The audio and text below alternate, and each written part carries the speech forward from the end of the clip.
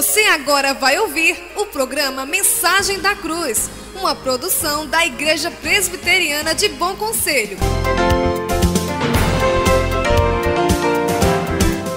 Boa noite, que a graça e a paz do Senhor Jesus seja sobre a sua vida. A Igreja Presbiteriana de Bom Conselho chega até você com mais um programa Mensagem da Cruz. Hoje é dia 12 de novembro de 2022, dia do diretor escolar. Ouviremos boas músicas, a sabedoria da semana, a reflexão da palavra de Deus. Isso e muito mais agora no PMC.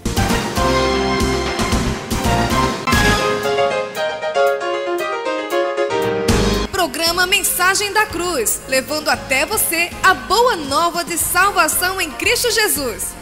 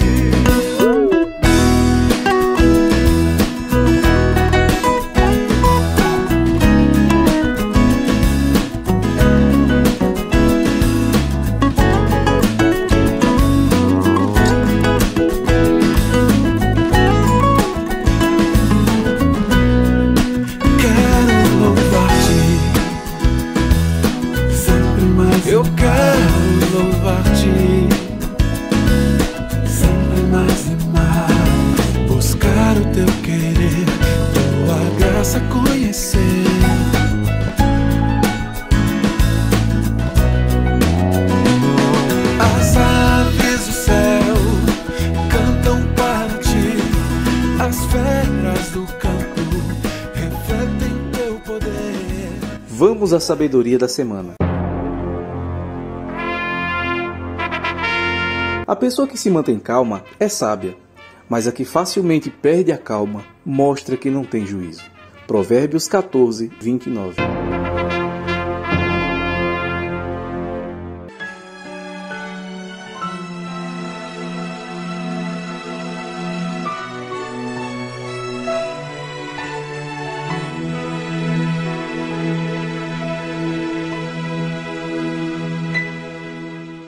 Eu sempre quis ligar a terra e o céu, livrar o homem réu por mim. Quis construir escada pra subir e o céu conseguir assim.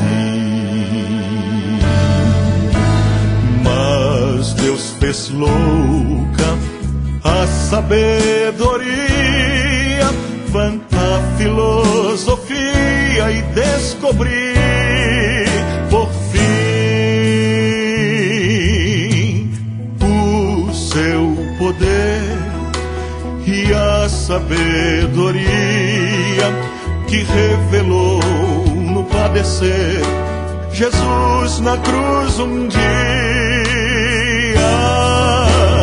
para quem crê, ligou o céu e a terra e pôs um fim à guerra do homem com seu Deus.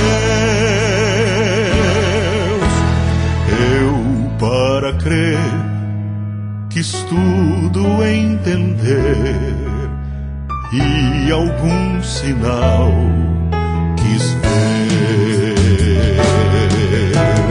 Era pra mim escândalo Jesus, loucura aquela cruz, mas Deus fez louca a sabedoria, a filosofia e descobri por fim o seu poder e a sabedoria que revelou no padecer Jesus na cruz um dia. Para quem crer, ligou o céu e a terra e pôs um fim à guerra do homem com seu Deus. Queridos ouvintes, nesse momento estaremos orando pelos refugiados. É o momento de oração. Vamos falar com Deus. É momento de oração.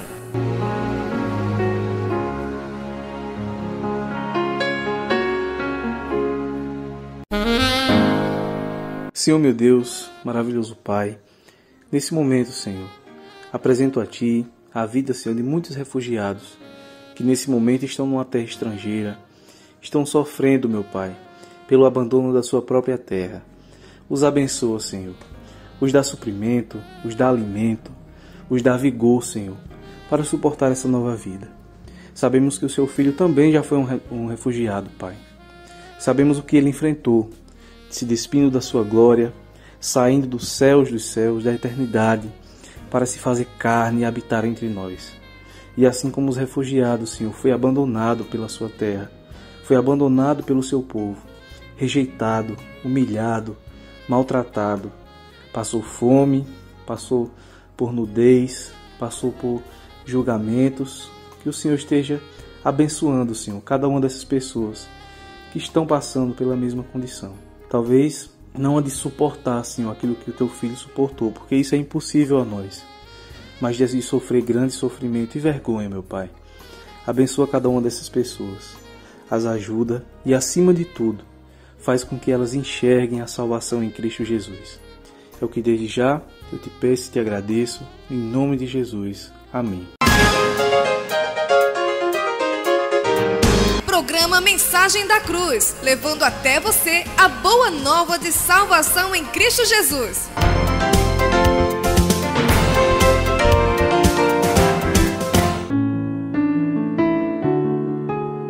Eu quero conversar com você hoje de uma maneira aberta, de maneira clara, de maneira bíblica, sobre um dos assuntos mais controvertidos e distorcidos da atualidade.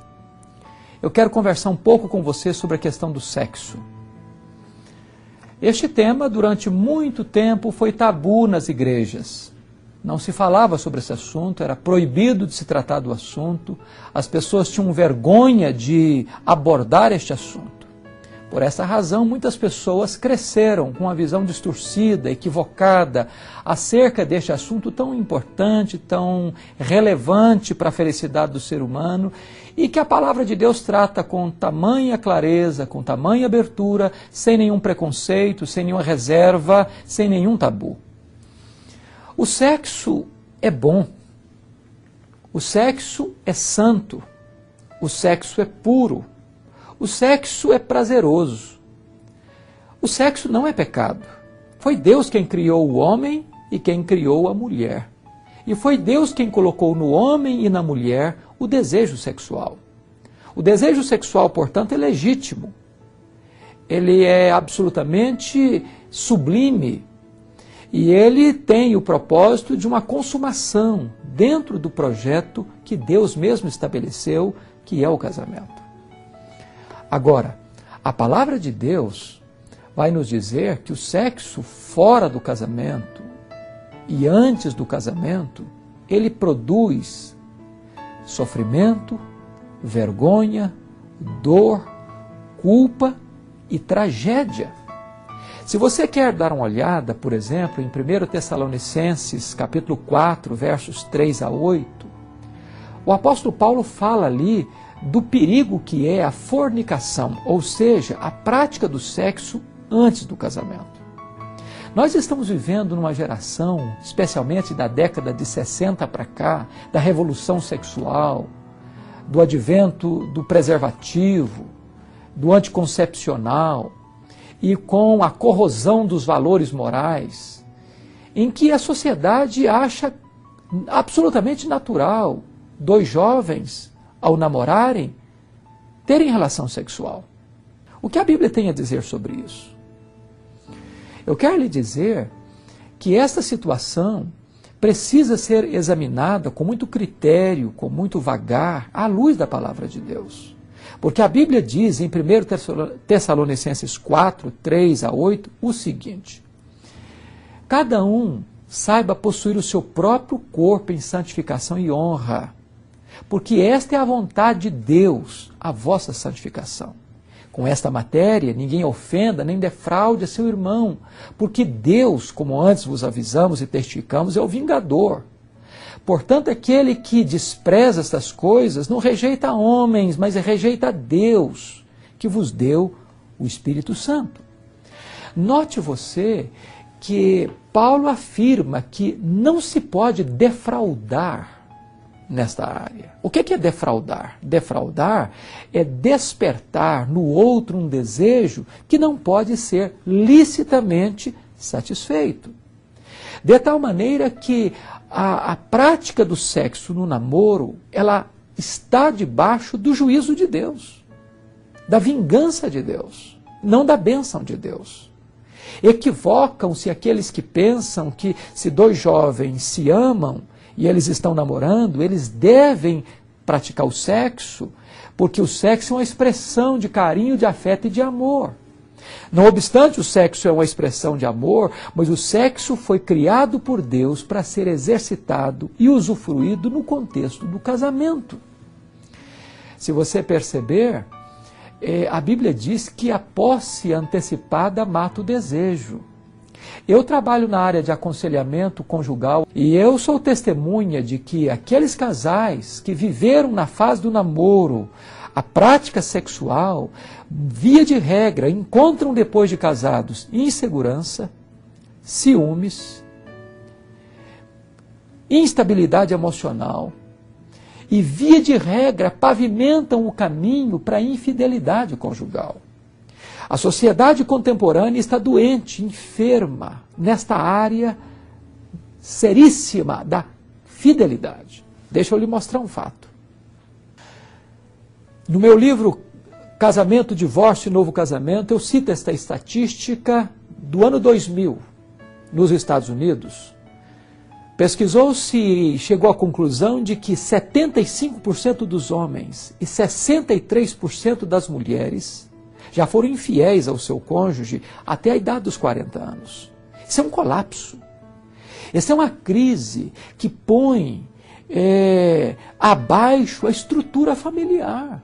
Porque não há família sólida sem o princípio da fidelidade, daquele princípio de Cantares: eu sou do meu amado e o meu amado é meu.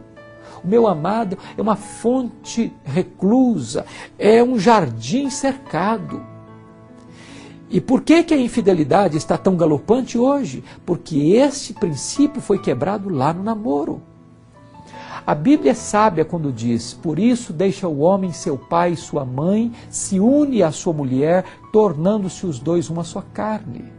Antes de homem e mulher se unir para formar e para se tornar uma só carne, é preciso deixar pai e mãe. E deixar pai e mãe aqui é a legalização do casamento. É o casamento legal, jurídico, diante das leis constituídas do país. Por isso, se nós queremos uma família bem-aventurada, nós temos que lançar esses alicerces agora, tendo muito cuidado com o namoro. O namoro tem que ser santo, o namoro tem que ser puro, o namoro tem que ser respeitoso. Deixa eu lhe dizer, jovem, se um rapaz cobrar de você amor e prova de amor, querendo que você vá para a cama com ele, esse rapaz, na verdade, é um aproveitador. Isso não é prova de amor. A primeira marca do amor, à luz da palavra de Deus, o amor é paciente, o amor é benigno, o amor não busca os seus próprios interesses, o amor não se conduz inconvenientemente. Então, isso não é prova de amor, isso é prova de aproveitamento, de uma relação apenas instrumental, utilitarista. E mais ainda, se você entrar por esse caminho, você estará debaixo do juízo de Deus e não da bênção de Deus. Mas note mais uma coisa, o sexo fora do casamento, agora não é fornicação, agora é adultério. E Provérbios, capítulo 6, verso 32 diz, aquele que adultera com a mulher está fora de si. Só quem quer arruinar-se é que pratica tal coisa. Veja você quantos lares desfeitos por causa do adultério, quantos filhos machucados por causa do adultério, quantos divórcios traumáticos por causa do adultério, quantos assassinatos passionais por causa do adultério. O adultério é um caminho de morte, diz a Bíblia. Então o sexo fora do casamento não é uma expressão de felicidade, de prazer. Pode lhe dar prazer um minuto. Enquanto você está na volúpia do pecado, no glamour da paixão, pode trazer prazer, mas depois vem a culpa, depois vem a dor, depois vem a vergonha, depois vem a desgraça, depois vem a destruição, depois vem a morte. Este não é o projeto de Deus para a sua vida. A Bíblia diz que Deus criou o sexo não apenas para procriação. Equivocam-se aqueles que pensam que o sexo é só para procriação. Não é verdade isso.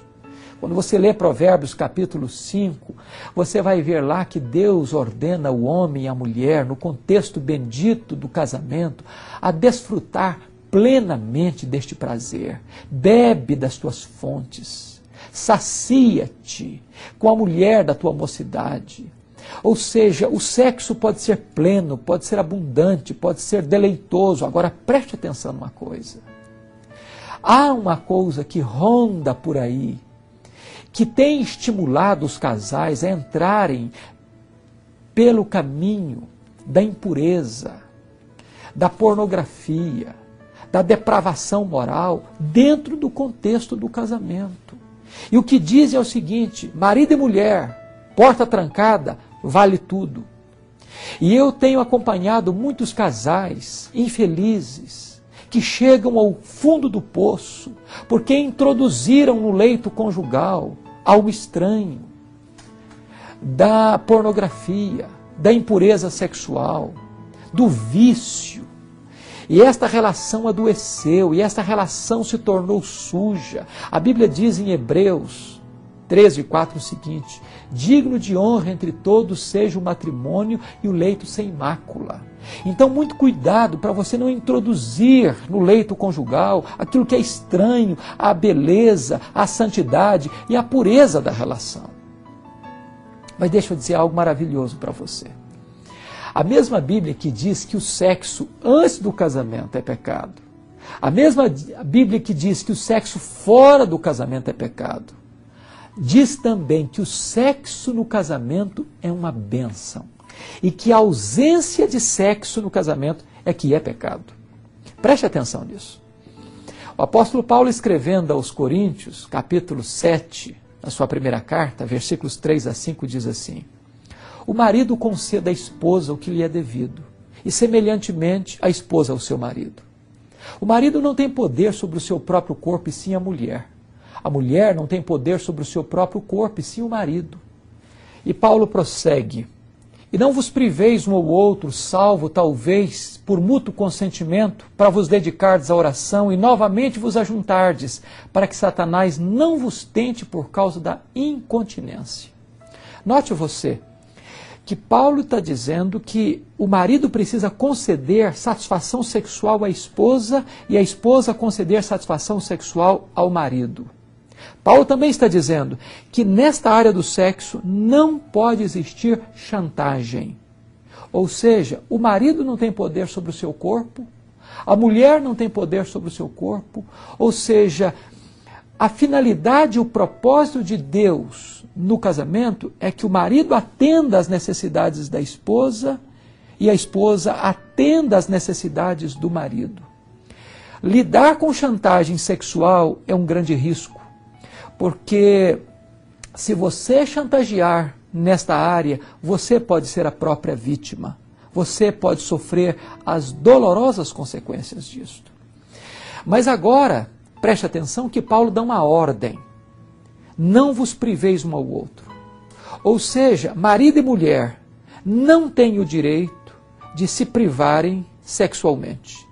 Não podem, de forma nenhuma, omitir esta área vital da relação conjugal, que é o sexo.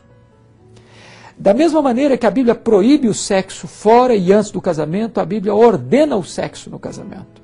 O sexo no casamento é uma ordem, é um mandamento, além de ser uma grande bênção. E Paulo está dizendo que nenhum cônjuge, nem o marido, nem a mulher, pode abster-se da relação unilateralmente. É preciso que, em havendo abstinência, seja por acordo mútuo, seja a permissão de ambos. E Paulo sabiamente diz, também não pode ser por qualquer motivo. Tem que ser por um motivo imperativo, como, por exemplo, dedicar-se à oração. E é a primeira vez que o apóstolo Paulo está dizendo, não fique também toda a vida orando, não. E novamente vos ajuntardes. Sabem por quê? Porque há muitos casais, ou há muitos cônjuges, que brincam com esta área e dão a desculpa de que estão orando, de que estão buscando a Deus. Deixa eu lhe dizer, você pode buscar a Deus, você pode orar, você pode jejuar, mas cumpra com o seu papel de cônjuge no casamento. Não sonegue ao seu cônjuge aquilo que Deus estabeleceu, que ele tem direito legítimo no casamento. Sabe por quê? Porque se você não tomar cuidado, vem um perigo maior. Qual é esse perigo? O perigo é o seguinte, para que Satanás não vos tente por causa da incontinência. Se você chantagear o seu cônjuge nesta área do sexo, Satanás vai colocar uma outra pessoa no meio. Vai empurrar uma outra pessoa para esta relação. E daqui a pouquinho o seu cônjuge vai cair e você vai ser corresponsável com esta queda. Você não precisa ter culpa de ter uma vida sexual plena no casamento. Foi Deus quem criou o sexo. É projeto de Deus que você tenha uma vida feliz sexual. Uma vida plena, abundante, feliz, mas uma vida santa e pura. O projeto de Deus é que você seja plenamente feliz. Deus preparou um banquete para você e Deus não quer que você passe fome no banquete. Então usufrua aquilo que Deus deu a você. Usufrua plenamente o que Deus deu para você. Porque o sexo foi criado por Deus, o sexo é bom, o sexo é santo, o sexo é puro e o sexo é deleitoso. Faça da sua vida conjugal, faça do seu leito conjugal uma fonte de alegria, de contentamento e de prazer. Faça também da vida conjugal uma celebração ao Deus Criador, ao Deus que criou você para você viver com Ele, para Ele e nele, com toda alegria, com todo o contentamento. O casamento foi instituído para a sua felicidade. Então usufrua este presente de Deus. E certamente Deus há de abençoar você e você há de ser uma bênção para o seu cônjuge e assim o seu casamento vai ser mais feliz, mais agradável, mais saudável e todos vão ganhar com isso. Deus abençoe você e que você tenha um casamento muito abençoado, muito feliz para a glória de Deus.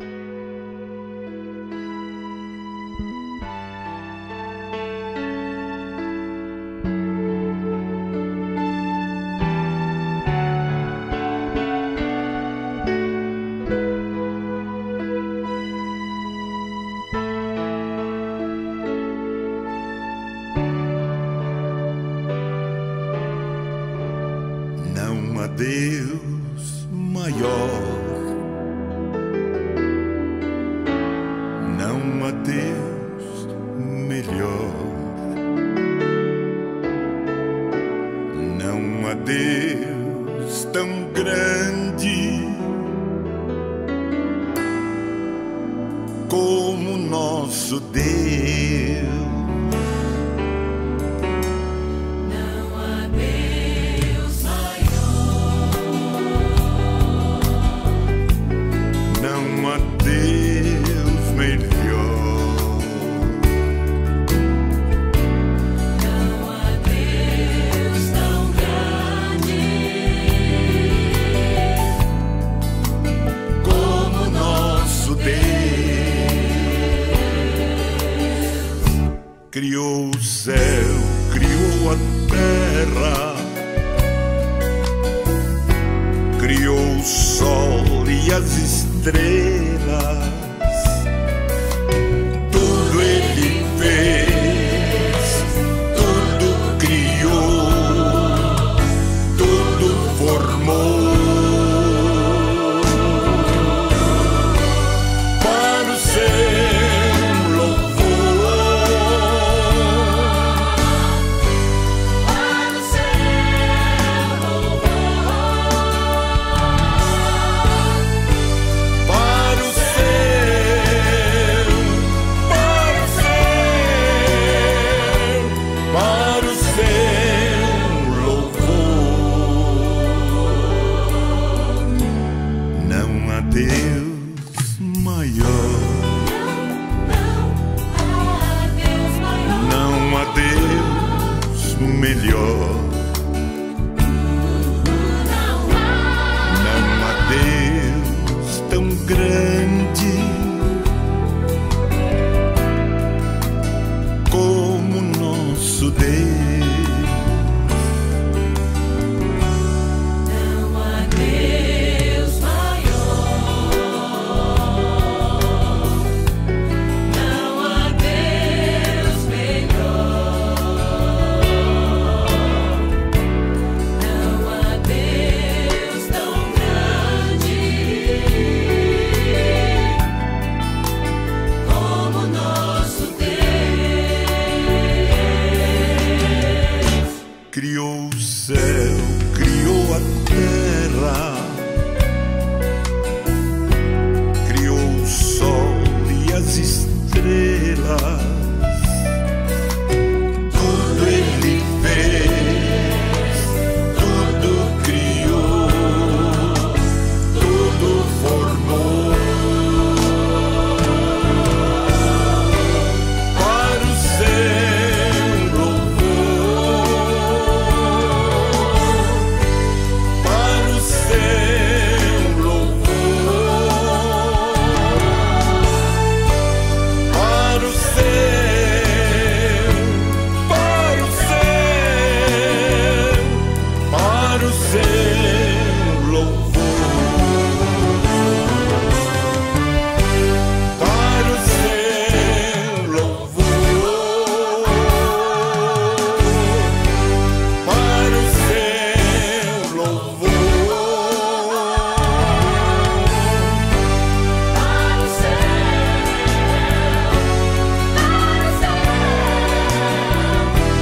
para o seu louvor.